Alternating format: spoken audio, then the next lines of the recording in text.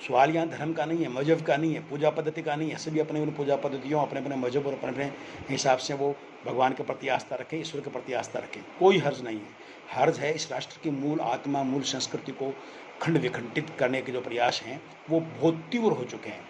और शायद विदेशी षड्यंत्रकारी बहुत बड़ा एक गठजोड़ तत्वों का एक मेल है, जो मेल भारत को तहस नहस करना चाहता है, या भारत की वर्तमान आई हुई एक सकारात्मक सृजनात्मक क्रांति जो राजनीतिक नेतृत्व में भी है, वो जनता के जनमानस में जागृति के रूप में भी दिख रही है, उसको समाप्त करने के ये सारे षड्यंत्र हैं। ये बर्दाश्त के योग्य नहीं है। ये अमानवीय तो है ही है, अप्राकृतिक तो है ही है, तथा ये असंवेदनशील एवं वैमनस्य और घृणा फैलाने वाला घृणित कार्य तो है ही है, साथ में ये राष्ट्र विरोधी कार्य भी है। क्योंकि अंततोगत्वा इस प्रकार की गतिविधियों से समाज टूटता है, समाज टूटते टूटते बिखरता है, और बिखरने के बाद में बिखरे हुए समाज का लाभ जो है वैश्विक समुदाय और अन्य जो पाकिस्तान जैसे हमारे दुश्मन है, चाइना जैसे हमारा दुश्मन है, वो इसका लाभ उठाते हैं। सनातन धर्मावलंबियों को, सभी राष्ट्रवादियों को वैज्ञानिक प्रति आज की भाषा, युग और शैली के आधार पर सिद्ध करना होगा कि सनातन धर्म का कोई तोड़ नहीं है, सनातन धर्म का कोई विकल्प नहीं है। वो सनातन धर्म में जितनी भी कमियां निकाली जा रही है, वो सारी की सारी कमियां बेतुके तर्कों के साथ में की जा रही है। सनातन धर्म चाहे वर्ण हो, चाहे जाति हो, चाहे सनातन धर्म के अन्य हमारी प्रकृति पूजा से संबंधित व्यवस्थाएं हो, या पितृ पुनर्जन्म इत्यादि मत हों, सभी के सभी सनातन धर्म के मत वैज्ञानिक मत हैं, और उसे आज तक कोई झुटला नहीं सका है। संपूर्ण विश्व उसको मानता जा रहा है, संपूर्ण विश्व को मानना पड़ रहा है। आने वाले समय में कोई बड़ी बात नहीं कि सनातन धर्म ही एकमात्र वो धर्म होगा जो मानवता का प्रतीक होगा, या मानवता में विश्वास करने वाले लोगों का आराध्य धर्म ही सनातन रहेगा। ये INDA नाम का जो राजनीतिक गठबंधन बना है, वो कुछ नहीं कर पाएगा।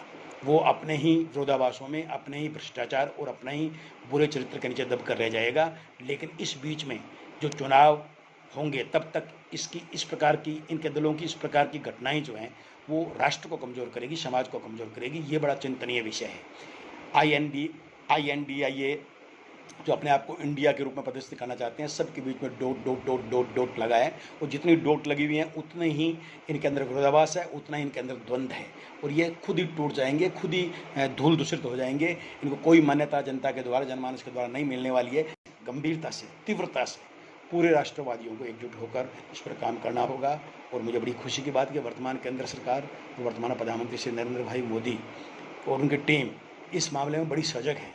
आज जो मोदी जी और मोदी जी की टीम या मोदी जी की विचारधारा जो कार्य कर रही है, वो ऊपर से बेशक ये लोग बदनाम कर रहे हैं कि वो हिंदुत्व के लिए, राष्ट्रवाद के लिए काम कर रहे हैं। तो राष्ट्रवाद के लिए काम करना तो गौरव की बात होती है। हिंदुत्व के लिए जो ये आरोप लगा रही है वो बड़ा निरंतर झूठ लगा रहे हैं। जिस राष्ट्रवाद को मजबूत करने की हम बात करते हैं, जिस राष्ट्र को मजबूत करने की बात करते हैं, उसके लिए जो कार्य किए जाने चाहिए, उसमें सबसे मूल कार्य होता है किसी राष्ट्र की मूल संस्कृति, मूल आत्मा, मूल भावना को स्थापित किया जाए। जब तक कोई व्यक्ति, वर्ग, संप्रदाय, समूह या राष्ट्र अपने मूल किसी स्वरूप के ऊपर गौरव महसूस नहीं करता है, तब तक विश्व समुदाय या अन्य कोई भी महत्व नहीं देता होता है, ना मान्यता देता होता है। इसलिए हम सही दिशा में, बिल्कुल सही दिशा में जा रहे हैं, हमारा नेतृत्व भी सही दिशा में जा रहा है। इस मौके को हमें चूकना नहीं चाहिए, और इस मौके को समाप्त करने के लिए आतुर खड़े ये INDIA के जो गठबंधन दल हैं, इन दलों को मुंह तोड़ जवाब दिया जाना चाहिए हर मोर्चे पर, चाहे वो वैचारिक हो, बौद्धिक हो, चाहे बोधगत हो। इनको एक जवाब देकर नितांत किनारे कर दिया जाना चाहिए। जय भारत, जय हिंद।